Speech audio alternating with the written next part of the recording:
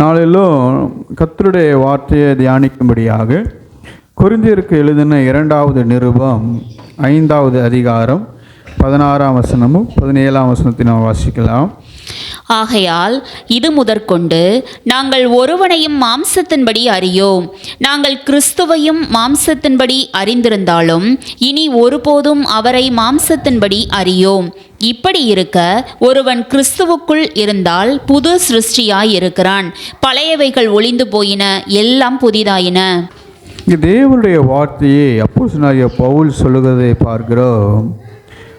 இது முதற்கொண்டு நாங்கள் ஒருவனையும் மாம்சத்தின்படி அறியோம். நாங்கள் கிறிஸ்துவை மாம்சத்தின்படி அறிந்திருந்தாலும் இனி ஒருபோதும் அவரை மாம்சத்தின்படி அறியோம். இப்படி இருக்க ஒருவன் கிறிஸ்துவுக்குள் இருந்தால் புது சிருஷ்டியாயிருக்கிறான். பழையவைகள் எல்லாம் ஒளிந்து போயின, எல்லாம் புதிதாய் மாறியிருக்கின்றன. அல்லேலூயா. ஒரு மனுஷன் கிறிஸ்துவை அறிந்த மாத்திரத்திலே கர்த்தர் அவனுடைய பழைய எல்லா காரியத்தையும் தேவன் அவனை விட்டு எடுத்து போடுகிறார். அப்படியானால் இன்னொரு விதத்தில் சொல்லணும்னா, தேவன் அவனுடைய பழைய காரியங்கள் எதையும் எண்ணாதிருக்கிறார். அல்லேலூயா. செய்த செயல் என்னைக்காவது மாறிடுமா? அல்லேலூயா. ஒரு திருடிட்டான், அவன் திருந்தினதுக்கு பிறகு அவன் திருடின செயல் மாறிடுமா? அவன் திருடின செயல் மாறுகிறது இல்லை. கர்த்தர் அவன் திருடினதை நினையாதிருக்கிறார். ஒன்று.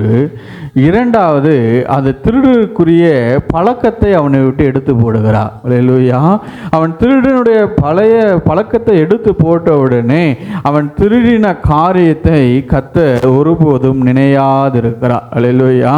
அந்த காரியத்தை கர்த்தர் மறந்து விடுகிறவராய் இருக்கிறார். அல்லேலூயா. அப்போ என்னைக்கு ஒரு மனுஷன் கர்த்தரோடு உடன்படிக்கை செய்கிறானோ அப்பொழுது அவனுடைய மாம்சத்தின்படி அந்த மனுஷனை கர்த்தர் தெரிந்து கொள்வதில்லை. கர்த்தர் அந்த மனுஷனை அவன் எதிர்காலங்களிலே எப்படி இருக்க போகிறானோ அதை வைத்து தான் அவனோட கர்த்தர் இடைபடுகிறவராயிருக்கிறார். அல்லேலூயா. யாக்கோபை தேவன் தெரிந்து கொண்டார். எப்பொழுது தெரிந்து கொண்டார்? அவனின் தாயின் கர்ப்பத்தில் இருக்கும்போதே அவனை தேவன் தெரிந்து கொண்டார். அவனுடைய பிறப்பு முன்குறிக்கப்பட்டிருந்தன. அவனுடைய சகோதரனும் அவனுக்கும் அவனுடைய சகோதரனுக்கு ஜீவியம் எப்படி என்று கர்த்தரால் தீர்மானிக்கப்பட்டிருந்தன. ஆனாலும் அவன் எத்தனா இருந்து அநேக காரியங்களை அவன் செய்தான். ஆனால் எப்பொழுது அவன் தேவனை அறிந்து கொண்டானோ கர்த்தர் அவனை எப்படி அவனோட கூட பழகினார் என்று சொன்னால், அவன் பின்காலங்களை வைத்தில்ல, அவன் எதிர்காலங்களிலே எப்படி இருக்க போகிறான் என்பதை வைத்தே அவனோட தேவன் பழகினார். கர்த்தர் முதல் தரம் அவனுக்கு தரிசனமான போது அவன் அப்போவன் எத்தந்தான் திருட்டுத்தனமாக ஆஸ்திகளையும் ஆசீர்வாதங்களையும் பெற்றுதான் அவன் தப்பித்து போனான். ஓடுகிற போது கர்த்தர் அவனை தெரிந்து கொண்டு அவனோட கூட உடன்படிக்கை செய்தார். உடன்படிக்கை செய்யும் போது அவன் தன்னுடைய தவறுக்கு மனஸ்தாபப்பட்டு திருந்தினானா? இல்லை. அது பின் காலங்களிலே தான் அவன் கர்த்தருக்குள்ளாக அவன் வளர்ந்து பலப்பட்டான். அல்லேலூயா. அந்த காரியத்தை பின்காலத்தில் தான் அவன் சீர்படுத்தி கொண்டான். ஆனால் கர்த்தர் அவனை தெரிந்து கொள்ளும் போது கர்த்தர் அவனுடைய எதிர்காலத்தை வைத்து அவனோட கூட பழகினார், பேசினார், அவனை நடத்தினார். அல்லேலூயா. இப்போ கர்த்தர் ஒரு சில நேரங்களில் தேவனுடைய பிள்ளைகளுடைய வாழ்க்கையில் இருக்கிற குறைகளை அல்ல, எதிர்காலங்களிலே அவர்கள் எப்படி மாற்றப்படுவார்கள் என்பதை வைத்து தான் கர்த்தர் நம்மளோட கூட இடைப்பட்டு கொண்டு இருக்கிறார். அல்லேலூயா. அதனால தான் பாருங்க, இன்றைக்கு ஒரு சில பேர் சின்ன சின்ன தவறுகள் செய்தாலும் கர்த்தர் அதை பெரிதாக பொறுப்படுத்தாதபடிக்கு அவன் எதிர்காலங்களிலே அவன் மாறிவிடுவான். அவனுடைய காரியத்தை நம்மளை ஆராய்ந்து அறிந்திருக்கிறபடினாலே கர்த்தர் பாருங்க எதிர்காலங்களை முன்வைத்து தேவன் நம்மளை நடத்துகிறார். அதுதான் கர்த்தருக்கும் மனுஷர்களுக்கும் வித்தியாசம். மனுஷர்கள் எப்போவுமே நம்முடைய பின்காலங்களை வைத்து நம்ம எடை போட்டு அதை குறித்து நம்மளை பேசுவார்கள். ஆனால் கர்த்தர் எப்பொழுதும் பாருங்க முன்காலங்களிலே எப்படி இருக்க போகிறோம் என்று அவருடைய ஆதீன ஞானத்தில் தெரிந்தபடியினாலே அதை வைத்து தான் கர்த்தர் நம்மளோட கூட இசைப்படுகிறார், பேசுகிறார். அல்லேலூயா. அதனால தான் அப்போஸ்தலனாகிய பவுல் சொல்கிறார், மாம்சத்தின்படி நாங்கள் அறிந்திருக்கவில்லை. ஏன் மாம்சத்தின்படி உங்களை நான் அறிந்திருக்கவில்லைன்னு சொன்னால், உன்னுடைய மாம்சத்தின்படியான எல்லாமே பின்னாட்களிலே உண்டான காரியங்கள், நீ முன்னாடி செய்த காரியங்கள் தான் மாம்சத்துக்குரியவைகள். நீ வருங்காலங்களில் நாட்களில் எப்படி இருக்க போகிறாய் என்றால், நீ மறுரூபமாக்கப்பட்டு இருக்க போகிறாய். அப்படியானால் உன் வாழ்க்கையில் எல்லாம் புதுசாக இருக்குது. அப்போ கர்த்தர் ஒரு மனுஷனை எப்படி பார்க்கிறார் என்று சொன்னால், கர்த்தர் தன்னை தெரிந்து கொண்ட தன்னுடைய பிள்ளைகளை ஒரு நீதிமானாக, ஒரு பரிசுத்த ஒரு மகனாக, மகளாக தான் கர்த்தர் பார்க்கிறார். அல்லேலூயா. அதுதான் நான் கலாத்தியருக்கு எழுதின நிருபத்திலே 3வது அதிகாரம் 7ஆம் வசனத்தில் நம்ம பார்ப்போமானால், 27ஆம் வசனம் 3:27. ஏனெனில் உங்களில் கிறிஸ்துவுக்குள்ளாக ஞானஸ்தானம் பெற்றவர்கள் எத்தனை பேரோ அத்தனை பேரும் கிறிஸ்துவை தரித்து கொண்டீர்களே. அல்லேலூயா. ஞானஸ்தானம் பெற்ற எல்லாரும் கிறிஸ்துவை தரித்து கொண்டிருக்கிறோம். அல்லேலூயா. அப்போ கிறிஸ்துவை உடையவனாக மாறிவிட்டோம், அல்லது கிறிஸ்து நமக்குள் வாசம் பண்ண தொடங்கிவிட்டார். அல்லேலூயா. அப்போது கர்த்தர் பாருங்க, கர்த்தர் நம்மளை பார்க்கிற விதம் எப்படி இருக்குதுன்னா, பழைய மனுஷனுடைய கிரியைகளோடு நம்மளை ஒப்பிட்டு பார்க்கிற தேவன் அல்ல. கர்த்தர் புதிய மனுஷனாய், கர்த்தரோடு இணைக்கப்பட்ட மனுஷனாக தான் நம்மளை பார்க்கிறார். அல்லேலூயா. அப்போ கர்த்தர் நம்மளோட வாசம் பண்ணுகிறார், கர்த்தர் நமக்குள்ளாக அவர் வந்து விடுகிறார். நம்மை பார்க்கிற கண்ணோட்டம் பாவி என்ற கண்ணோட்டம் அல்ல, அவன் ஒரு பரிசுத்த மனுஷன் என்ற ஒரு கண்ணோட்டம். இவள் ஒரு பரிசுத்த மனுஷி என்ற ஒரு கண்ணோட்டத்தில் தான் நம்முடைய தேவன் பார்க்கிறார். அல்லேலூயா. பரிசுத்தமாக்கப்படுகிற அனுபவத்தில் தான் கடந்து போகிறோம். சின்ன சின்ன பிள்ளைகள் நம்ம வாழ்க்கையில் உண்டாகும், சின்ன சின்ன கரைகள் நம்ம வாழ்க்கையில் உண்டாகலாம். அது நம்முடைய மரண பரியந்தம் அல்லது கர்த்தருடைய வருகை பரியந்தம் இந்த போராட்டம் இருந்துக்கிட்டு தான் இருக்கும். அல்லேலூயா. நம்முடைய வாழ்க்கையில் சின்ன சின்ன கரைகளை உண்டாகத்தக்கதான கிரியைகள் பிசாசினாலும் நம்ம சுற்றி இருக்க சூழ்நிலைகளாலும் அது எப்பொழுதும் காணப்பட்டு கொண்டு தான் இருக்கும். நாம் கர்த்தருடைய ஆவியானுடைய துணையினாலே அந்த கரைகள் நம்ம பாதிக்காதபடிக்கு, நம்மளை பரிசுத்த ஜீவியத்தை அது பாதிக்காதபடிக்கு, கர்த்தருக்கும் நமக்கும் இருக்கிற உறவை பாதிக்காதபடிக்கு நாம் கர்த்தருடைய சன்னிதானத்தில் எப்பொழுதும் நின்று அந்த கரைகளை நம்மளை விட்டு அகற்ற வேண்டும். அல்லேலூயா. ஆனால் இது ஒரு ப்ராசஸ். இது அனுதினமும் ஒவ்வொரு நாளும் ஒவ்வொரு மாதமும் கர்த்தருடைய வருகை வரைக்கும், நம்மளுடைய கர்த்தருடைய ஜீவன் நம்மளை எடுக்கும் வரைக்கும் இந்த ப்ராசஸ் தொடர்ந்து கொண்டே தான் இருக்கும். அல்லேலூயா. இந்த ப்ராசஸ் தொடர்ந்து கொண்டு இருக்கிறதுனால கர்த்தர் நம்மளை பாவியை ட்ரீட் பண்ணுற மாதிரி ட்ரீட் பண்ண மாட்டார். ஆனால் கர்த்தர் நம்மளை ஒரு பரிசுத்தவானை ட்ரீட் பண்ணுவதை போல தான் ட்ரீட் பண்ணுகிறார். அல்லேலூயா. ஒரு சில நேரங்களில் கர்த்தர் கடிந்து கொண்டாலும், கர்த்தர் நெருக்கினாலும், எப்படி தான் நம்மளை ட்ரீட் பண்ணுறான்னு சொன்னால், ஒரு நீதிமானாய் அங்கீகரித்து தான் நம்மளை நடத்துகிறார். ஒரு ஆவிக்குரிய மனுஷன் என்ற நிலையில் தான் கர்த்தர் நம்மளை நடத்துகிறார். அல்லேலூயா. அப்போ கர்த்தர் நம்மளை பார்க்கிற பார்வை ரொம்ப முக்கியம். உலகத்தான் பார்க்குற பார்வை அநேக நேரத்தில் நம்ம அதை தேடி ஓடுறோம். உலகத்தான் நம்மளை அங்கீகரிக்கணும், உலகத்தான் நம்மளை மேன்மையாக நடத்தணும். அல்லேலூயா. ஒரு சில நேரங்களில் பாஸ்டர் நம்மளை நல்லா நினைக்கணும். அல்லேலூயா. அப்படி கூட என்ன நினைக்கிறோம், நினைத்து ஓடுகிறோம் பாருங்கள். அல்லேலூயா. ஆனால் ஒரு சில பாஸ்டர் கூட ஒரு சில நேரங்களில் தவறு செய்து விடுகிறார்கள். அல்லேலூயா. ஒரு வளர்ந்த ஊழியர்களை பார்த்து ஒரு சில பேர் என்ன சொல்லுவது தெரியுமா, ஒரு பொறாமையில் அவங்க வளரல, அதனால் பொறாமையில் அவரை எனக்கு தெரியும்ப்பா, 10 வருஷத்துக்கு முன்னாடி அவரெல்லாம் செய்யாத காரியமானு பேசிகிட்டு இருப்பாங்க. அல்லேலூயா. கர்த்தர் அதை மன்னித்து மறந்து இப்போ அவர்கள் இருக்கிற உண்மை நிமித்தமாக அவர்களை ஆசீர்வச்சிருப்பாங்க, கர்த்தர் அவர்களை உயர்த்திருப்பாங்க. ஆனால் இவர்கள் என்ன பேசுவாங்கன்னு சொன்னால், அவன் 10 வருஷத்துக்கு முன்னாடி என்ன பண்ணான்னு எனக்கு தெரியாதா, அவன் 15 வருஷத்துக்கு முன்னாடி என்ன பண்ணான்னு தெரியாதா, அவன் வாலிப நாட்கள் என்ன பண்ணான்னு எனக்கு தெரியும்பான்னு சொல்லி இன்னமும் உட்காந்து பேசிகிட்டு இருப்பாங்க. ஆனால் இவர்கள் வளர மாட்டார்கள், கர்த்தர் அவர்களை உயர்த்திக்கிட்டே போவார். அல்லேலூயா. அப்போ ஒரு சில நேரங்களில் தேவனால் தெரிந்து கொள்ளப்பட்டவர்களும் பழைய வாழ்க்கையை குறித்து பேசுவதிலே சந்தோஷப்படுகிறார்கள். அல்லேலூயா. ஆனால் கர்த்தர் பழையவைகளை நினைவு கூறுகிறவல்ல, அவர் புதியவைகளை நினைவு கூறுகிற தேவன். புதிய காரியங்களை கர்த்தர் நம்மளை பார்க்கிற கண்ணோட்டமே வேற மாதிரி இருக்குது. அதனால தான் கர்த்தர் பாருங்க, ஒரு சில நேரங்களில் சின்ன சின்ன காரியங்களும் இடம் கொடுத்து விலகினாலும் கர்த்தர் அதை பொருட்படுத்தாமல் கர்த்தர் நம்மளை திரும்பி அந்த ட்ராக்ல கொண்டு வந்து கர்த்தர் நம்மளை ஆசீர்வதிக்கிறவராக இருக்கிறார். அல்லேலூயா. அப்போ கர்த்தருடைய பார்வை நம்மேலே, இவன் ஒரு நீதிமான், இவன் ஒரு பரிசுத்தமாக்கப்பட்டவன் என்ற நிலையில தான் கர்த்தர் நம்மளை நடத்துகிறவராக இருக்கிறார். அல்லேலூயா. அப்போ கர்த்தரால் தெரிந்து கொள்ளப்பட்ட ஒரு பரிசுத்த மனுஷன், இல்லை ஒரு ஆவிக்குரிய மனுஷன் அவனுடைய குணாதிசயங்கள் எப்படி இருக்க வேண்டும். அல்லேலூயா. கர்த்தர் நம்மளை பார்க்கிறார், இவன் ஒரு நீதிமான்னு பார்க்குறாரு, இவன் ஆவிக்குரிய மனுஷன்னு பார்க்குறாரு. ஆனால் நாம் அதற்கு எப்படி ரெஸ்பாண்ட் பண்ண வேண்டும், இல்லை நம்ம எப்படி அதை நடந்து கொண்டால் இன்னும் தேவனுடைய ஆசீர்வாதத்தை நம்ம வாழ்க்கையில் பெற்றுக்கொள்ள முடியும் என்று சொல்லி நாம் தொடர்ந்து தியானிக்கலாம். 1 கொரிந்தியருக்கு எழுதின நிருபம் 2வது அதிகாரம் 15ஆம் வசனத்தில் வாசிக்கலாம். ஆவிக்குரியவன் எல்லாவற்றையும் ஆராய்ந்து நிதானிக்கிறான், ஆனாலும் அவன் மற்றொருவனாலும் ஆராய்ந்து நிதானிக்கப்படான். அல்லேலூயா. ஆவிக்குரியவன் எல்லாவற்றையும் ஆராய்ந்து நிதானிக்கிறான் என்று பார்க்கிறோம். அல்லேலூயா. ஆவிக்குரிய மனுஷன், கர்த்தரோடு சஞ்சரிக்கிற தேவனுடைய பிள்ளைகள் எல்லாவற்றையும் ஆராய்ந்து நிதானிக்க வேண்டும். அல்லேலூயா. ஆராய்ந்து நிதானித்து பார்க்கிற ஒரு குணாதிசயம் ஒரு ஆவிக்குரிய மனுஷனுடைய குணாதிசயம். அல்லேலூயா.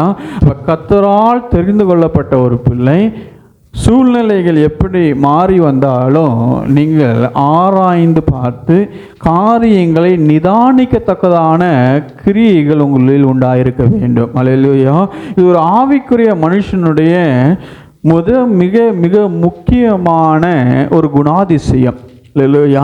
கர்த்தரால் ஆசீர்வதிக்கப்படுவதற்கும் தேவனுடைய வசனத்தின்படி பரிசுத்தமான ஜீவியம் வாழ்வதற்கும் ஒரு ஆவிக்குரிய மனுஷன் எப்பவுமே நிதானமுள்ள மனுஷனாக இருக்க வேண்டும், கவனமுள்ள ஒரு மனுஷனாக இருக்க வேண்டும். அல்லேலூயா.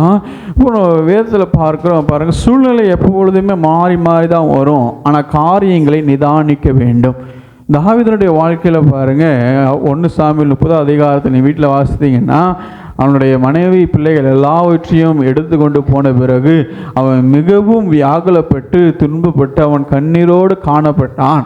ஆனால் அதே வசனத்தில் நம்ம வாசித்திருக்கிறோம், எனக்குனே நாம் அநேக நேரங்களில் தியானித்திருக்கிறோம், அவன் தன்னை கர்த்தருக்குள் திடப்படுத்தி கொண்டான். அல்லேலூயா. அவன் கர்த்தருக்குள் திடப்படுத்தி கொண்டு தேவ சமூகத்திலே நம்மளால் மீட்டுக்கொள்ள முடியுமே, கர்த்தர் பர்மிஷன் கொடுத்தா மீட்டுக்கொள்ள முடியுமே என்று சொல்லி அவன் விசாரித்து எல்லா காரியத்தையும் அவன் செய்தான், அவன் மீட்டு கொண்டான் என்று பார்க்கிறோம். அல்லேலூயா. தாவீது தன்னுடைய சொந்த மகனாலே அவன் துரத்தப்படும் போது அவன் ஓடி போனான். சிமேயி அவனை துன்பப்படுத்தும்படியாய் கடினமான வார்த்தைகளை சொல்லும்போது அவன் அவசரப்பட்டு கோபத்தில் செயல்படலை, நிதானமாய் அவன் காணப்பட்டான். அவன் ஆராய்ந்து நிதானமாய் கர்த்தர் அனுமதித்த பாதை இது இருக்கு என்று சொல்லி அந்த காரியத்தை பாருங்க, அவன் நிதானித்து அவன் ஆராய்ந்து நிதானித்த ஒரு மனுஷனாக இருந்தான். அல்லேலூயா. இப்போ ஒரு ஆவிக்குரிய மனுஷன் எப்பவுமே காரியங்கள், தன்னை சுற்றி நடக்கிற காரியங்களை வைத்து நிதானிக்கிற ஒரு குணாதிசயம் நமக்கு வேண்டும். அல்லேலூயா. நிதானித்து பார்க்க வேண்டும். சூழ்நிலைகளுக்கு ஏற்ற மாதிரி எல்லாம் நம்ம என்ன பண்ணக்கூடாது, ரெஸ்பாண்ட் பண்ணிக்கொண்டே இருக்கக்கூடாது. அல்லேலூயா. அநேகர் பாருங்க, இன்றைக்கு ஒரு வார்த்தையில ரெஸ்பாண்ட் பண்ணிடுறாங்க. அல்லேலூயா. ட்ரிகர் ஆயிடுறாங்க. ஆங்கிலத்தில் ட்ரிகர்ன்னு சொல்றாங்க, தூண்டப்படுவார்கள். அல்லேலூயா. ஒரு வார்த்தையில தூண்டப்பட்டு செயல்பட்டு ஆசீர்வாதத்தை இழந்து போயிடுறாங்க. அல்லேலூயா. மோசே பாருங்க, அப்படிதான் தூண்டப்பட்டான். அவனை சுற்றி நின்று ஒருத்தங்க கூட அவனுக்கு சப்போர்ட் பண்ணுற ஆறுதலின் வார்த்தை சொல்ல முடியாதபடிக்கு அவனை சுற்றி நின்று பேசுகிற வார்த்தைகளை கேட்டு கேட்டு கேட்டு அவன் என்ன பண்ணப்பட்டான், தூண்டப்பட்டான். அவனுடைய கோபம், அவனுடைய குணாதிசயம் கோப குணாதிசயம் கிடையாது. அவன் சாந்தம் உள்ளவன் என்று சொல்லி பெயர் பெற்றவன். அவன் அமைதியில் உள்ள ஆவியை பெற்ற ஒரு மனுஷன். அவன் சாந்தவான் என்று பெயர் பெற்ற மனுஷன். அப்படி சாந்தவான் என்று தெரிந்து கொள்ளப்பட்ட மனுஷனும் சர்டிஃபிகேட் கொடுக்கப்பட்ட மனுஷனுக்கு அவனை சுற்றி இருந்த சூழ்நிலை எல்லாம் அவனை ட்ரிகர் பண்ணதுனால அவன் கோபப்பட்டான். ஆனால் கர்த்தர் பாருங்க, அதுக்குரிய காரியங்கள் வாயில அவன் கடந்து போனான். அந்த செயலுக்கான தண்டனை அவனுக்கு கொடுக்கப்பட்டது. அல்லேலூயா. சின்ன காரியம்தான், ஒரு காரியம்தான், ஆனால் கோபப்பட்டதினாலே அதனுடைய விளைவுக்குள்ளாய் அவன் கடந்து போனான். அல்லேலூயா. அப்போ ஒரு ஆவிக்குரிய மனுஷன் தன்னை சுற்றி நடக்கிற காரியங்களை வைத்து கர்த்தருக்குள்ளாக நிதானிக்க தெரிந்த ஒரு மனுஷனாக இருக்க வேண்டும். அல்லேலூயா. அப்போ சூழ்நிலைகள் வரும்போது முதலாவது ஆவிக்குரிய மனுஷன் பதற மாட்டான். நீங்கள் அப்போஸ்தலர் நடபடிகள் 27வது அதிகாரத்திலே நீங்கள் பார்த்தீர்களானால் அப்போஸ்தலனாகிய பவுலை அவர்கள் படகிலே ஏற்றிக்கொண்டு அவனை ரோமாபுரிக்கு அழைத்து கொண்டு செல்லும்போது அந்த கப்பல் அவிழ்ந்து போகத்தக்கதான புயல் காற்றிலே அவைகள் சிக்கி கொண்டன. ஒரு பெரிய ஒரு போராட்டம் வந்தபோது அப்போஸ்தலனாகிய பவுல் இருந்து சொல்லுகிற காரியத்தை நீங்கள் வாசிங்க. அப்போஸ்தலர் நடவடிக்கைகள் 27வது அதிகாரம் 20ஆம் வசனத்திலிருந்து. அநேக நாளாய் சூரியனாவது நட்சத்திரங்களாவது காணப்படாமல் மிகுந்த பெருங்காற்று மழையும் அடித்து கொண்டிருந்தபடியினால் இனி தப்பி பிழைப்போம் என்னும் நம்பிக்கை முழுமையும் அற்று போயிற்று. அநேக நாள் அவர்கள் போஜனம் பண்ணாமல் இருந்தபோது பவுல் அவர்கள் நடுவிலே நின்று, மனுஷரே, இந்த வருத்தமும் சேதமும் வராதபடிக்கு என் சொல்லை கேட்டு கிரேத்தா தீவை விட்டு புறப்படாமல் இருக்க வேண்டியதாய் இருந்தது. ஆகிலும் திடமனதாய் இருங்கள் என்று இப்பொழுது உங்களுக்கு தைரியம் சொல்லுகிறேன். கப்பற் சேதமே அல்லாமல் உங்களில் ஒருவனுக்கும் பிராண சேதம் வராது. ஏனென்றால் என்னை ஆட்கொண்டவரும் நான் சேவிக்கிறவருமான தேவனுடைய தூதனானவன் இந்த ராத்திரியிலே என்னிடத்தில் வந்து நின்று, பவுலே, பயப்படாதே, நீ ராயனுக்கு முன்பாக நிற்க வேண்டும். இதோ உன்னோடே கூட யாத்திரை பண்ணுகிற யாவரையும் தேவன் உனக்கு தயவு பண்ணினார் என்றான். ஆனபடியினால் மனுஷரே, திடமனதாயிருங்கள், எனக்கு சொல்லப்பட்ட பிரகாரமாகவே நடக்கும் என்று தேவனிடத்தில் நம்பிக்கையாயிருக்கிறேன். அல்லேலூயா. இந்த படகு 3 நாள் அளவும் சூரியனும் உங்கள் கண்ணுக்கு தெரியவில்லை, வெளிச்சம் தெரியவில்லை, இருளாய் அவர்கள் இருந்தது. அவன் கடந்து போன பாதை இருளான ஒரு சூழ்நிலை, வெளிச்சம் இல்லாத, தப்பி பிழைப்போமோ என்று தெரியாத ஒரு சூழ்நிலையில் அவன் மனுஷனை பார்த்து பவுல் பேசுகிற ஒரு காரியம். ஆனால் பவுல் எப்போ பேசுகிறாருன்னா அவரும் இருளிலிருந்து தான் பேசுகிறார். அல்லேலூயா. வெளிச்சம் வந்த பிறகு அப்போஸ்தலனாகிய பவுல் இந்த வார்த்தைகளை சொல்லவில்லை. வெளிச்சம் வர்றதற்கு முன்னாகவே, அல்லேலூயா, வெளிச்சம் வந்துச்சுப்பா, இன்னும் கர்த்தருடைய வார்த்தையை கேளுங்கன்னு கூப்பிடல. அவள் அந்த சூரியன் அவனும் பார்க்கவில்லை. அப்போஸ்தலனாகிய பவுலுக்கும் அவன தெரியல, வெளிச்சம் தெரியவில்லை. வெளிச்சம் தெரியாத அந்த இருளான சூழ்நிலையிலும் ஒரே ஒரு மனுஷன் இருதயம் பதறாமல் இருக்குது. சுற்றி இருக்க விருதெல்லாம் கலக்கமாக இருக்கிறாங்க, தப்பி பிழைப்போமான்னு தெரியலன்னு இருக்கிறாங்க. ஆனால் ஒரே ஒரு மனுஷனுடைய இருதயம் கலங்காமல் திகையாமல் இருக்கக்கூடிய காரணம் என்னன்னு கேட்டால், அப்போஸ்தலனாகிய பவுல் சொல்லுகிறார், எனக்கு நான் ராயனுக்கு முன்னாடி நிற்க போகிறேன் என்று கர்த்தருடைய வார்த்தை இருக்கிறது. அல்லேலூயா. அதன்படி தான் நான் நடக்குமே தவிர இந்த பாதி வழியிலே நான் மறிக்க மாட்டேன் என்று நிச்சயித்திருக்கிறேன். அல்லேலூயா. எனக்கு என்ன கர்த்தர் சொல்லியிருக்கிறாரோ, எனக்கு தேவதூதனால் என்ன வார்த்தை சொல்லப்பட்டிருக்கிறதோ அது நிறைவேறுமே அல்லாமல் எனக்கு எந்த சேதமும் வராது, என் கூட இருக்கிறதுனால எந்த சேதமும் வராது என்று அவன் நிச்சயித்து கொண்டான். அல்லேலூயா. அப்போ ஆவிக்குரிய மனுஷன் சூழ்நிலையின்படி நடக்கிறவன் அல்ல, அந்த சூழ்நிலையிலும் கர்த்தருடைய விசுவாசத்தை கொண்டு தன்னை திடப்படுத்தி கொள்கிறவன். அல்லேலூயா.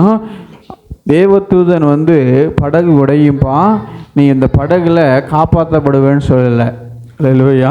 படகுல 3 நாள் நீங்கள் இருளிலே போவீர்கள், ஆனாலும் கர்த்தர் உங்களை காப்பாருன்னு சொல்லி தேவதூதனுடைய வார்த்தை இல்லை. தேவனுடைய வார்த்தை என்ன?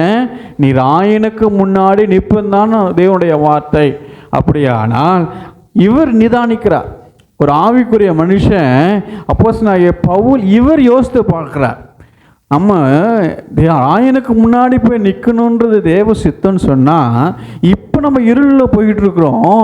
அப்போ என்ன ஒரு நம்பிக்கை? நீ கவலைப்படாத, அவர் மனசுலேயே சொல்லியிருப்ப, கவலைப்படாத, நீ எப்படி என்ன பண்ணுவ, நீ உயிரோடு இருந்தால் தானே தேவனுடைய சித்தம் நிறைவேறும். அப்படி இவர் யோசித்து பார்த்து நிதானிக்கிறார்.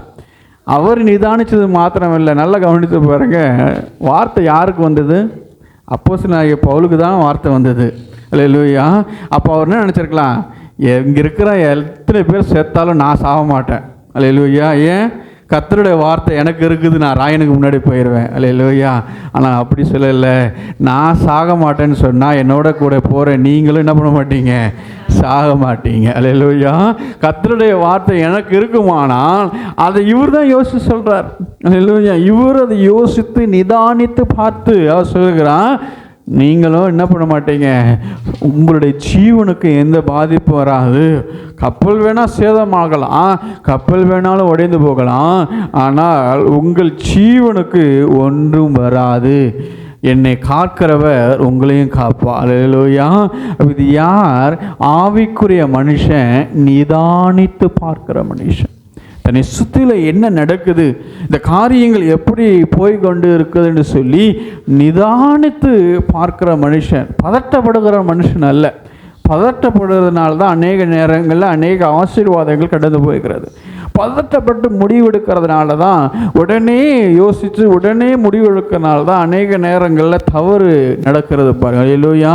அப்போ தேவ சமூகத்தில் பொறுமையாய் நிதானித்து காரியங்கள் எதுவும் கைமீறி போய்விடாது.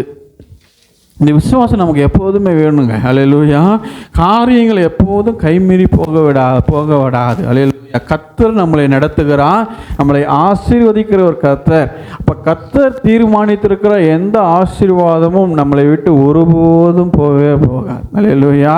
நம்ம எதிர்பார்க்கிற நேரத்தில், நம்மளுடைய வேணும்னு நினைக்கிற நேரத்தில் கையில் வராமல் இருக்கலாம், ஆனால் கர்த்தருடைய நேரத்தில் அந்த ஆசீர்வாதம் நமக்கு கடந்து வருகிறதா இருக்கு. அல்லேலூயா.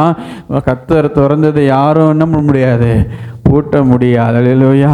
கர்த்தர் ஒரு மனுஷனை ஆசீர்வதிக்க தீர்மானித்தாரானால் எந்த மனுஷனாலும் அதை தடை செய்ய முடியாது. அல்லேலூயா. மொர்தெக்காயை உயர்த்த வேண்டும் என்று சொல்லி கர்த்தர் தீர்மானித்தார். ஆமான் என்னமோ ட்ரை பண்ணி பார்த்தா. அல்லேலூயா. இன்னும் இந்த உலகத்தில் சொல்லுவாங்க, என்னமோ குட்டிக்காரனை அடித்து பார்த்தால் ஆமான், ஆனால் மொர்தெக்காய் உயர்த்தப்படுவதை அவனால் தடை பண்ண முடியல. ஏன்? அந்த உயர்வுக்கான எல்லா அடிப்படை வேலையை செஞ்சதே ஆமான் தான். அல்லேலூயா. அப்போ கர்த்தர் ஒரு மனுஷனை தெரிந்து கொண்டு நடத்துவார். ஆனால் நிச்சயத்துக் கொள்ளுங்க, உங்கள் ஆசீர்வாதத்தை யாரும் தடை பண்ண முடியாது. யாரும் அதை விட்டு உங்களை விட்டு எடுத்து போட முடியாது. அல்லேலூயா. அப்போ ஆவிக்குரிய மனுஷன் எப்போவும் காரியங்களை நிதானித்து அறிகிற மனுஷனாக இருக்கிறான். கர்த்தருடைய வாக்குத்தத்தத்தை முன்பாக வைத்து தன்னுடைய ஜீவியத்தை நடத்துகிற மனுஷன். அவன் இன்னைக்கு கர்த்தருடைய வார்த்தை இல்லை, கர்த்தர் எனக்கு எதிர்காலத்தில் ஒரு வாக்குத்தத்தத்தை கொடுத்துருக்கிறார், அவர் நடத்த வல்லமையுடையவராக இருக்கிறார் என்று சொல்லி நாம் தான் நிதானித்து பார்க்க வேண்டும். எல்லாத்துக்கும் ஒரு வார்த்தையை ஆண்டை எதிர்பார்க்க முடியாது. அல்லேலூயா. அப்போஸ்தலனாகிய பவுல் அந்த நேரத்துக்கு, ஆண்டவரே நான் ராயனுக்கு முன்னாடி நிற்க பண்ணுவேன்னு சொல்லிட்டீங்க, ஆனாலும் இதில் தப்பிப்பானான்னு எனக்கு ஒரு வார்த்தை கொடுங்க அப்படின்னு கேட்கல. அல்லேலூயா. இதில் நான் தப்பிச்சிருவானா இல்லையான்னு சொல்லி எனக்கு ஒரு உத்தரவு கொடுக்கணும்னு ஆண்டவர்கிட்ட கேட்கல. இவன் நிதானித்து பார்க்கிறான்.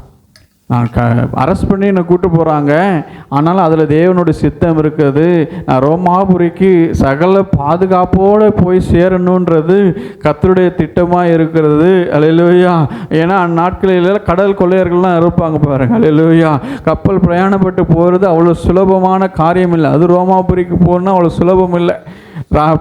பவுல் பாருங்க, ராஜ மரியாதையோட சகல காவலில் ஆண்டவர் கூட்டு போகிறார். அல்லேலூயா. அப்போ கைதியாக அவன் போகும்போது கூட அவர் நிதானித்து பார்க்கிறார். கர்த்தருடைய தீர்மானம் இது. நான் ராயனுக்கு முன்பாக இருந்து கர்த்தரை குறித்து அவருடைய நாமத்தை பறைசாற்ற வேண்டும் என்று சொல்லி அவன் கடந்து போகும்போது சூழ்நிலைகள் வேற மாதிரி இருக்கு. 3 நாளுக்கு எல்லாம் இருளாக இருக்கிறது, கப்பல் உடைய மாதிரி இருக்குது. ஆனாலும் அந்த மனுஷன் நிதானித்து பார்த்துக்கிறான்.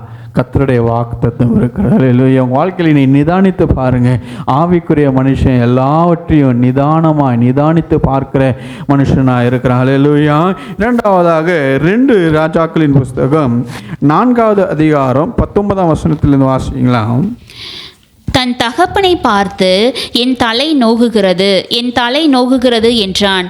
அப்பொழுது அவன் வேலைக்காரனிடத்தில், இவனை இவன் தாயினிடத்துக்கு எடுத்து கொண்டு போய்விடு என்றான். அவனை எடுத்து அவன் தாயினிடத்தில் கொண்டு போன போது அவன் மத்தியானம் மட்டும் அவள் மடியிலிருந்து செத்து போனான். அப்பொழுது அவள் ஏறி போய் அவனை தேவனுடைய மனுஷன் கட்டிலின் மேல் வைத்து அவன் வைக்கப்பட்ட அறையின் கதவை பூட்டி கொண்டு போய் தன் புருஷனிடத்தில் ஆள் அனுப்பி, நான் சீக்கிரமாய் தேவனுடைய மனுஷன் இருக்கும் இடம் மட்டும் போய் வரும்படிக்கு வேலைக்காரரில் ஒருவனையும் ஒரு கழுதையையும் எனக்கு அனுப்ப வேண்டும் என்று சொல்ல சொன்னாள். இந்த சம்பவத்தினுடைய பின்னணி நீங்கள் பார்ப்பீர்களானால், எலிசாவினாலே சுனேமித்தியாளுக்கு கர்த்தராலே ஒரு குழந்தை கொடுக்கப்பட்டது. அல்லேலூயா. சுனேமித்தியாள் தன்னுடைய வீட்டின் அறையிலே மேலறையை கட்டி எலிசா என்ற ஊழியக்காரன் அவன் ஒரு பரிசுத்தவான் என்று அவனை அங்கீகரித்து மேலறையை அவனுக்கு கொடுத்திருந்தாள். அவன் எப்பொழுதெல்லாம் அந்த ஊருக்கு பிரயாணப்பட்டு வந்தாலும் இந்த சுனேமித்தியாளுடைய வீட்டிலே அவன் தங்கியிருப்பான். அப்பொழுது அவனுடைய வேலைக்காரனை விசாரித்த போது இவளுக்கு குழந்தை இல்லை என்று சொல்லி அவளுக்காக வேண்டுதல் செய்து அவளுக்கு ஒரு கற்பந்தரித்து ஒரு குழந்தை உண்டாயிருந்தது.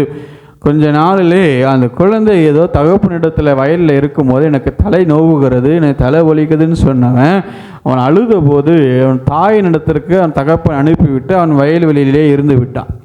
இப்போ பாருங்க, பிள்ளை தாயினுடைய மடியில் இருக்கும்போதே அது நோவுகிற என்று சொல்லி அழுது கொண்டே அவன் மரித்து விட்டான். அல்லேலூயா. அது ஜீவன் அவனை விட்டு போய்விட்டது. மிகவும் துக்கமான காரியம் மாத்திரமல்ல, பதறக்கூடிய ஒரு காரியம். அல்லேலூயா. அந்த சமயத்தில் எங்கே ஓடி இருப்போமானால் நாம் எங்கே ஓடி இருப்போம்? ஒரு மருத்துவரை நோக்கி நாம் விரைந்திருப்போம். பிள்ளைக்கு மூச்சும் இல்லை பேச்சும் இல்லை, ஏதாவது செய்யுங்கன்னு சொல்லி மருத்துவரை நோக்கி ஓடி இருப்போம்.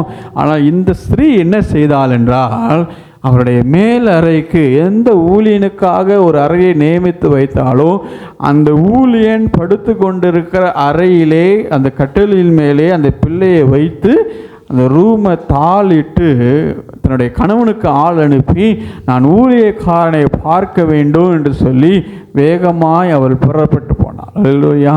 காரியங்கள் பாருங்கள், அவளை சுற்றினால் யோசித்து பாருங்கள். அவள் மடியில் ஒரு பிள்ளை அழுது கொண்டு இருந்தது. அவள் மடியிலே அந்த பிள்ளை இறந்து விட்டது. பதைக்கக்கூடிய ஒரு சூழ்நிலையிலே அந்த ஆவிக்குரிய மனுஷி நிதானித்தவளாக இருந்தாள். அவளுக்கு சூழ்நிலையை பார்த்து பயப்பட்டு கூப்பிடக்கூடிய என் கணவரை கூப்பிட்டு இப்படி ஆகிவிட்டது என்று சொல்லி அவள் பதறவில்லை. அவள் நிதானமாய் யாருக்கு ஒரு வார்த்தை சொல்லலை, ஒரு வார்த்தை யாருக்கும் சொல்லலை, எல்லாவற்றுக்கும் மறைத்து மேலே பிள்ளையை வைத்து விட்டு அவள் ஓடினாள். அல்லேலூயா.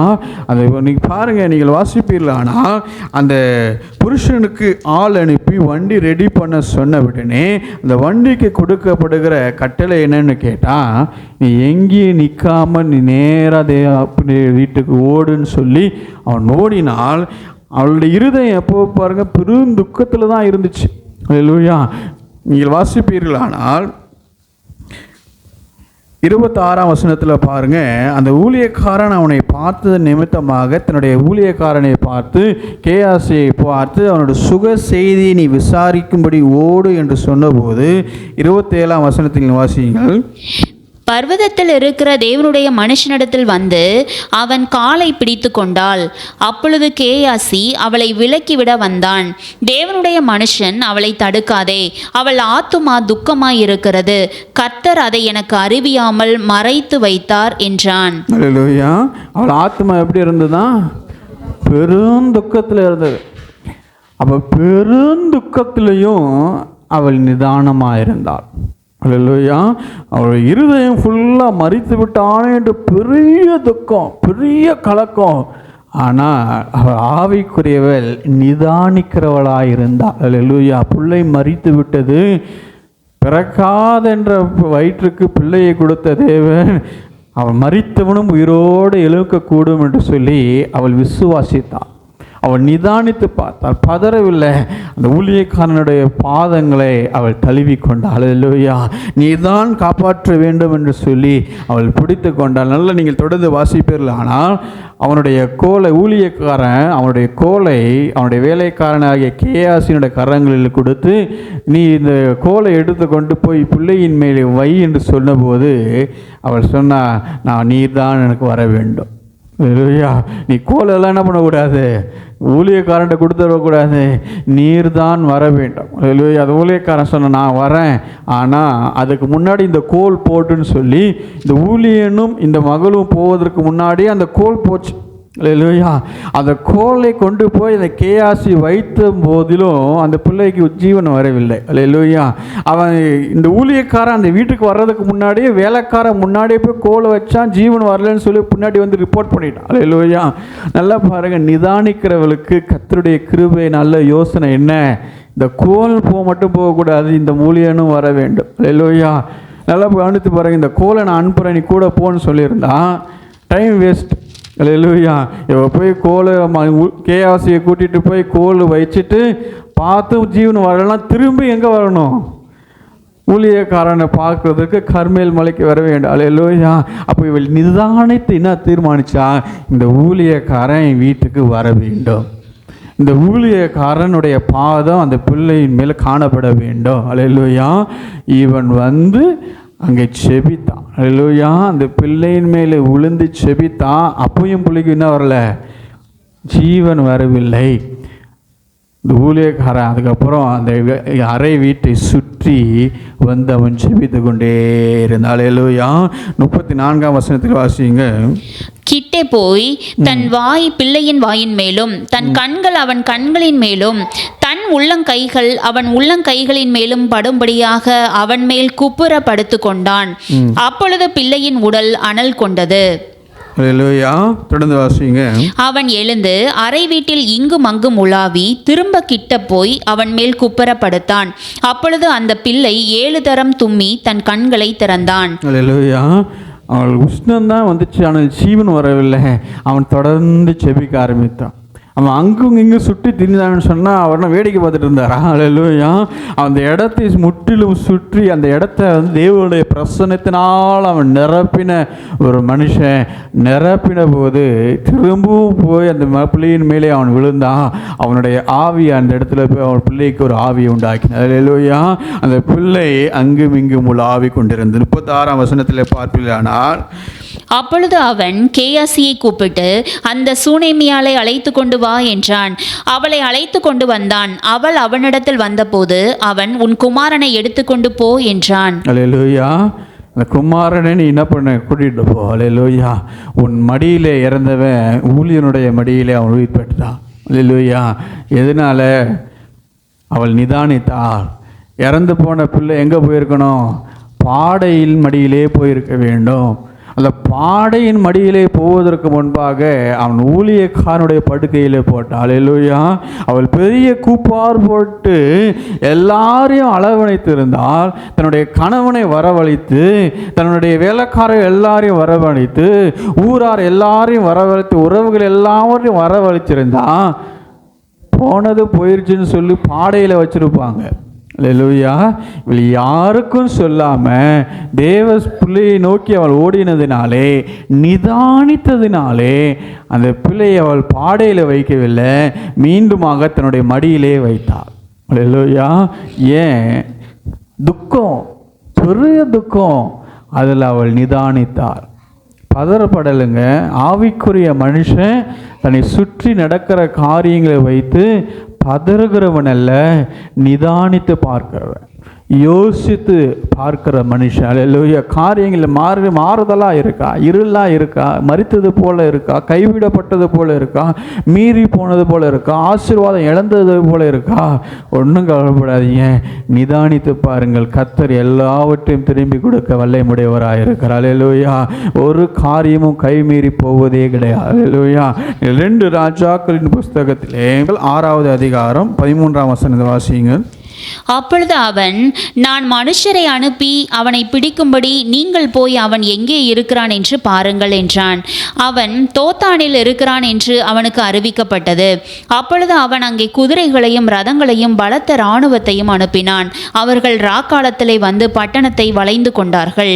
தேவனுடைய மனுஷனின் வேலைக்காரன் அதிகாலமே எழுந்து வெளியே புறப்படுகையில், இதோ இராணுவமும் குதிரைகளும் ரதங்களும் பட்டணத்தை சுற்றி கொண்டிருக்க கண்டான். அப்பொழுது வேலைக்காரன் அவனை நோக்கி, ஐயோ என் ஆண்டவனே, என்ன செய்வோம் என்றான். அல்லேலூயா. தேவனுடைய ஊழியக்காரனை பிடிப்பதற்கு சிரியாவின் ராஜா ஒரு பெரிய ஒரு பட்டாளத்தையே அனுப்பி இருக்கிறான். அல்லேலூயா. ஒரு ஊழியக்காரன் எங்கே இருப்பான்? வீட்டில் தான் இருப்பான். அல்லேலூயா. ஆனால் இவர்கள் பட்டாளத்தை அனுப்பி சுற்றுகை போட்டது, ஒரு ஊரையே சுற்று போட்டான். அல்லேலூயா. ஒரு வேலைக்காரன் வெளியே போய் பாத்திர மாத்திரத்தில் அவனோட வாயிலிருந்து வந்த முதல் வார்த்தை என்ன? ஐயோ. அல்லேலூயா. அவனோட பெரிய ஒரு தீர்க்கதரிசி, அவனுடைய வேலைக்காரன். அப்போ தேவனோடு அவனும் என்ன பண்ணுறான்? தேவ சமூகத்தில் தான் காணப்படுகிறான். அநேக சத்தியங்களை இந்த ஊழியக்காரனுடைய கைகளிலே அவன் கற்றுக்கொண்டவன். அவன் நாவில வருகிற முதல் வார்த்தை என்ன? ஐயோ, என் ஆண்டவனே, என்ன செய்வோம் என்று கேட்டான். அல்லேலூயா. ஒரு பெரிய ஒரு பதட்டம், பெரிய ஒரு கலக்கம். ஆனால் பாருங்க, 16ஆம் வசனத்தில் அதற்கு அந்த ஊழியக்காரன் சொல்லுகிறான், பயப்படாதே, அவர்களோடு இருக்கிறவர்களை பார்க்கிலும் நம்மோடு இருக்கிறவர்கள் அதிகமாக இருக்கிறார்கள். நம்மளோட கூட இருக்கிறவர்கள் அதிகமாக இருக்கிறார். 17ஆம் வசனத்தில் பார்க்கிறோம், எலிசா விண்ணப்பம் பண்ணி, கர்த்தாவே, இவன் பார்க்கும்படி இவன் கண்களை திறந்தருளும் என்றான். உடனே கர்த்தர் அந்த வேலைக்காரன் கண்கள் திறந்தார். இதோ, எலிசாவை சுற்றிலும் அக்னிமயமான குதிரைகளாலும் ரதங்களாலும் அந்த மலை நிறைந்திருக்கிறதை அவன் கண்டான். அல்லேலூயா. அவன் கண்கள் திறக்கப்பட்ட போது அந்த மலை சுற்றிலும் தேவ சேனை இருந்து கொண்டிருந்து அவன் கண்கள் பார்த்தது. அல்லேலூயா. அப்போ ஒரு மனுஷன் பதறுவதற்கும் ஒரு மனுஷன் நிதானிப்பதற்கும் ஒரு வித்தியாசம் என்ன? கர்த்தர் தன்னோடு இருக்கிறதை அறிந்து கொண்டிருக்கிற மனுஷன், உணர்கிற மனுஷன் எப்போதும் பதற மாட்டான். அல்லேலூயா. அநேக நேரம் பயம் எங்கே வருது? கர்த்தர் நம்ம கூட இருக்கிறார்னு நிச்சயம் உங்களுக்கு இருக்குமானால் உங்களுக்கு பயம் சொல்ல முடியாது. கர்த்தர் உங்களோட இல்லை இருக்கிறத உங்களால் நிதானித்து பார்க்க முடியலன்னு வரும்போது தான் பயம் உங்களை சூழ்ந்து கொள்ளும். அல்லேலூயா. இவன் கண்கள் திறக்கப்பட்டு இருந்தது. ஊழியக்காரனுடைய கண்கள் திறக்கப்பட்டதுனால அவனை சுற்றிலும் இருக்கிற சேனைகளை அவன் பார்த்தான். அல்லேலூயா. இன்றைக்கும் நீங்கள் பார்க்காத ஒரு சேனை உங்களை பாதுகாத்து கொண்டு இருக்கிறது. உங்களுக்குன்னு நியமிக்கப்பட்ட தேவ தூதர்களை பாதுகாத்து கொண்டு இருக்கிறார்கள். கர்த்தருடைய சேனை உங்களை சூழ்ந்து நிற்கிறது. அதெல்லாம் எங்கே அடிப்படையில் எப்படி நீங்கள் நிச்சயித்து கொள்ள வேண்டும்? அன்றைக்கு கேயாசினுடைய கண்கள் திறக்கப்பட்டது. ஆனால் இன்றைக்கு எப்படி எல்லாருடைய கண்கள் திறக்கப்படணுமா? கர்த்தர் நம்மளோட இருக்கிற நிச்சயத்தை நம்ம அறிந்தோமானால், கர்த்தர் நம்ம கூட இருக்கிறான்னு உணர்ந்தோமானால், நீங்கள் எந்த விஷயத்துக்கு என்ன பண்ண தேவையில்லை, பயப்பட வேண்டிய அவசியம் இல்லை. நீங்கள் நிதானித்து பாருங்கள், நிதானித்து பாருங்கள். கர்த்தர் உலகத்தில் இருக்கிறவனை காட்டில் நம்ம இருக்கிறவர் பெரியவர். அன்றைக்கு எலிசா சொல்லியிருக்கலாம், இங்கே நிற்கிற சேனையை காட்டில் நமக்கு அதிகமான சேனை இருக்குதுன்னு. ஆனால் இன்றைக்கு கர்த்தருடைய வார்த்தை நமக்கு என்ன வருகிறது? இந்த உலகத்தில் இருக்கிற அந்தகார வல்லமையாகிய பிசாசை காட்டிலும் நம்மில் இருக்கிறவ ஆண்டவராய் இயேசு கிறிஸ்து பெரியவராய் இருக்கிறார். அல்லேலூயா. எந்த கிரியைகளும் நம்மளை ஒன்று சேதமுப்படுத்த முடியாது. ஏன்னா நம்மளை பாதுகாக்கிறவர் கர்த்தர், நம்மோட கூட இருக்கிறவர் கர்த்தர். அப்புறம் ஆவிக்குரிய மனுஷனுடைய ஒரு நல்ல ஒரு பெரிய ஒரு குதானிசயம் என்ன? நிதானித்து அறிகிறவன். அவன் ஆராய்ந்து நிதானித்து அறிகிறவன். அல்லேலூயா. எதனால தூண்டப்படுகிறோம், எதனால ஆசீர்வாதம் இழக்கப்படுதுன்னு சொல்லி நிதானித்து பார்க்கிற மனுஷனாக இருக்கிறான். அல்லேலூயா. அப்போ ஒரு ஆராய்ந்து நிதானிக்கிற மனுஷனுக்கு என்ன தெரியும்னா, கர்த்தரிடத்திலிருந்து ஆசீர்வாதம் பெறது எப்படின்னு தெரியும், கர்த்தரிடத்திலிருந்து ஆசீர்வாதம் இழக்கிறது எப்படின்னு தெரியும். அல்லேலூயா. கர்த்தரிடத்தில் ஆசீர்வாதம் பெறுறது எப்படி? செபிப்பதனால் மாத்திரமா, உபவாசிக்கிறதுல மாத்திரமா, வேத வாசிக்கிறதுனால மாத்திரமா? தன் நாவை தேவையில்லாமல் துறக்காமல் இருப்பது நிமித்தமாகும். அல்லேலூயா. ஒரு ஆவிக்குரிய மனுஷனுக்கு எப்போ அமைதியாக இருக்கணும், எப்போ பேசணும் என்ற நிதானமுள்ள ஒரு மனுஷன், எதனால ட்ரிகர் பண்ணப்படுறோம் அப்படின்னு ஒரு ஆவிக்குரிய மனுஷன் நிதானித்து பார்க்க வேண்டும். தன்னுடைய காரியங்கள் சுற்றி இருக்குதா? பயம் எதனால் வருது? உங்களை யோசித்து பாருங்கள். பயம் எதனால் வருது? அதை நிதானித்து பாருங்கள். உங்களை நீங்களே செட்ரைட் பண்ணி கொள்ளுங்கள். அல்லேலூயா. எதனால பயம் வருகிறது? விசுவாசத்தில் குறைச்சல் இருக்கிறதா? இல்லை கர்த்தரை பார்ப்பதற்கு பதிலாக நான் பிரச்சனையை பார்த்து கொண்டு இருக்கிறேன்னா? கர்த்தரை நான் பெருசாக எண்ணுவதற்கு பதிலாக எனக்கு முன்னாடி இருக்கிற பிரச்சனையை பெருசாக எண்ணிக்கொண்டு இருக்கிறேன்னா? அல்லேலூயா. இன்றைக்கு அநேக நேரங்களில் பாருங்கள், கர்த்தருடைய பிள்ளைகள் பிரச்சனையை குறித்தே யோசித்து யோசித்து யோசித்து பிரச்சனை பெருசு மாதிரியே நினைப்பான். அல்லேலூயா. பிரச்சனை ரொம்ப பெரியது போல, இந்த பிரச்சனையே யோசித்து யோசித்து பிரச்சனை அவங்களுக்கு பூகாகரமாக தெரியும், ஒரு மலை போல தெரியும். அல்லேலூயா. ஆனால் கர்த்தர் அதுக்கு சொல்யூஷன் கொடுக்கும் போது சின்ன காரியத்தை செய்து கர்த்தர் சொல்யூஷன் கொடுப்பார். அல்லேலூயா. சின்ன காரியத்தில் தான் சொல்யூஷன் வச்சுருப்பார். ஆனால் நம்ம அதை யோசித்து யோசித்து யோசித்து ரொம்ப பெரிய பிரச்சனையை போல காணப்படும். அல்லேலூயா. அப்புறம் ஆவிக்குரிய மனுஷன் பிரச்சனைகளை பார்க்கிறவன் அல்ல. பவுல் இருளை பார்க்கவில்லை, தாவீது இழந்ததை பார்க்கவில்லை. அவன் இழந்ததை நினச்சி அழுதான் தான். அவனும் ஒரு மனுஷன் தானே, எல்லாரும் மனுஷன் தானே. அவன் செய்தி வந்தபோது, அவன் வீட்டில் வந்து பார்க்கும்போது, பட்டணத்துக்கு வந்தபோது எல்லாம் சீரழிக்கப்பட்டிருந்தது, எல்லாம் கொள்ளையிடப்பட்டிருந்தது. மனைவிகள், அவனுடைய மனைவியும் பிள்ளைகளும் அவனுடைய மந்தைகளும் இல்லை, அவனுடைய போர் சேவருடைய மனைவிகளும் இல்லை என்று சொன்னபோது முதலாவது அழுதான், கண்ணீர் வடித்தான், எல்லாமே இழந்துட்டேன்னு அழுதான். ஆனால் அவன் நிதானித்து கொண்டான். இழந்தது ஒருபோதும் இழந்ததாகவே இருக்காது, அதை கர்த்தர் என்னை மீட்டு கொடுக்கவும் முடியும்னு சொல்லி அந்த வார்த்தையினதாதாங்க அவன் கர்த்தருக்குள்ள தன்னை திடப்படுத்தி கொண்டான். அல்லேலூயா. திடப்படுத்தி கர்த்தரிடத்தில் விசாரித்தான், ஆண்டவரே நான் பின்தொடர்ந்து போகட்டுமா? பதறி இருந்தான்னு வச்சுக்கிங்களேன், அவன் கடைசி வரைக்கும் அழுதுட்டு இருந்திருப்பான். அவனுக்கு இழந்ததாகவே இருந்திருக்கும். அவன் கர்த்தருக்குள்ள நிதானித்து தேவனிடத்தில் அவன் விசாரித்த போது கர்த்தர் சொன்னார், நீ பின்னிட்டு போய் அதை பிடித்து கொள்ளுவாய். அல்லேலூயா. அப்போ நல்லா கவனித்து பாருங்க, அவன் அழுதுதெல்லாம் வீண், அவன் நெருக்கப்பட்டது வீண், அவன் கண்ணீர் வடித்தது எல்லாம் வீண். ஏன்? அவன் கர்த்தரிடத்தில் விசாரித்த உடனே கர்த்தர் எதுவுமே சொல்லலை, நீ போ திருப்பி கொள்ளுவேன், நான் அவன் கூட இருக்கிறேன். அல்லேலூயா.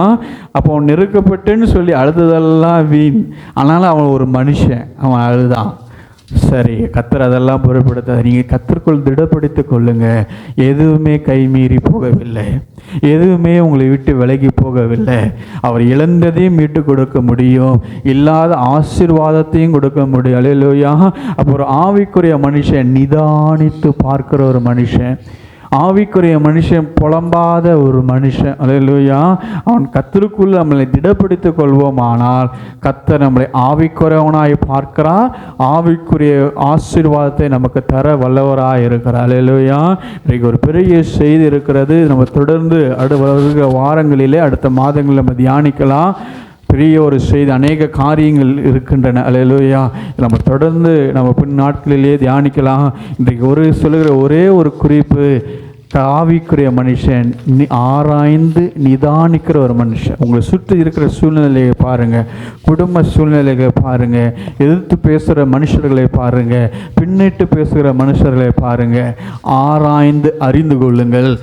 பிசாசு எதற்கு கிரியை செய்கிறான்னா, நம்மளுடைய ஆசீர்வாதத்தை நாமே இழக்கும்படி தான் கிரியை செய்கிறான். அல்லேலூயா. அவன் நம்ம ஆசீர்வாதத்தை நம்மளே இழந்துடணும்னு தான் அவன் கிரியை செய்கிறான். மோசேயுடைய சுற்றி அவனுக்கு கிரியை நடந்தது பாருங்க. அந்த மாதிரி தான் அநேக நேரங்கள் நம்மளை சுற்றி பிசாசு ஏவுகிற மனுஷர்களை உண்டு பண்ணுவான். அல்லேலூயா.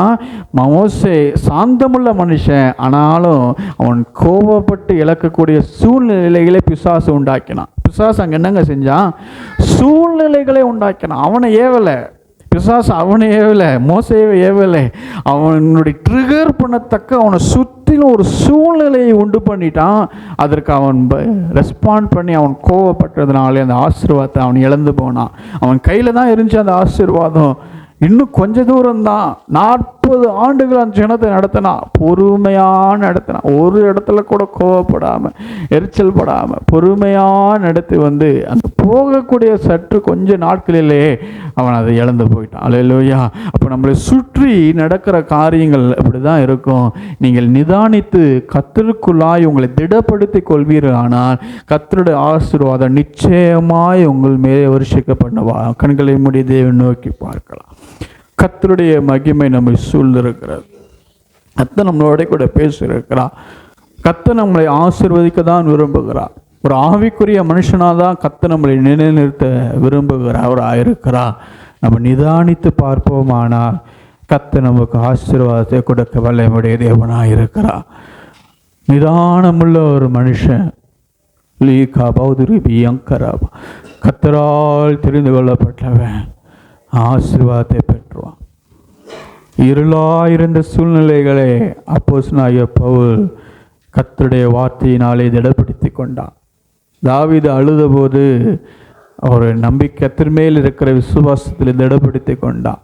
பிள்ளை இறந்தபோது தாய் பதறாம நிதானமாக இருந்ததினாலே தன் ஜீவனை பிள்ளைக்கு மீட்டு கொடுத்தாள். அல்லேலூயா. நம் நிதானமாக இருப்போம், ஆனால் எல்லா சூழ்நிலைகளிலும் கர்த்தர் நம்ம நடத்த வல்லவராக இருக்கிறார். பெரிய சேனை சூழ்ந்திருந்த போது கூட எலிசா சொன்னா, கர்த்தர் என்னோடே கூட இருக்கிறார். அல்லேலூயா. கர்த்தர் நம்மோடே கூட இருக்கிறார். கர்த்தர் உங்களை ஒரு ஆவிக்குரிய மனுஷனாய் உங்களை அங்கீகரித்து கர்த்தருடைய சமூகம் உங்களோட கூட இருக்கிறது. நீங்கள் நிதானித்து பார்த்து கர்த்தருடைய ஆசீர்வாதத்தை பெற்றுக்கொள்ளுங்கள். அன்பின் பரலோக பிதாவே, நல்ல கர்த்தருடைய நாளிலும் அப்பா, கர்த்தர் எங்களோட கூட இடைப்பட்டு பேசியிருக்கிறீங்க ஆண்டவரே. உடைய வார்த்தைகளுக்கு நாங்கள் நன்றி செலுத்துகிறோம் ஆண்டவரே. ஒரு ஆவிக்குரிய மனுஷன் நிதானிக்கிறதை போல நாங்கள் நிதானித்து பார்த்து எங்கள் காரியங்களிலே நாங்கள் ஜெயம் பெறத்தக்க கிருபை செய்யுங்கப்பா. உடைய மகிமையை எங்கள் மேலே வருஷிக்க பண்ணுவீராக. தயவுள்ள கரத்திலே எங்களை தாழ்த்தி நாங்கள் ஒப்பு கொடுக்கிறோம் அப்பா. உடைய சத்தியத்தின்படி எங்களை நடத்தும். ஒரு ஆவிக்குரிய மனுஷனுடைய குணாதிசயங்களை எங்களுக்கு கொடுத்து அது நிமித்தமாக தேவனுடைய பரிபூர்ணமான நன்மையையும் ஆசீர்வாதத்தையும் சுதந்திரித்துக் கொள்ளத்தக்கதாய் கர்த்தர் கிருபை செய்யும். ஆசீர்வதையும் பலப்படுத்தும். இயேசுவின் நாமத்தில் ஜெபிக்கிறோம் பிதாவே.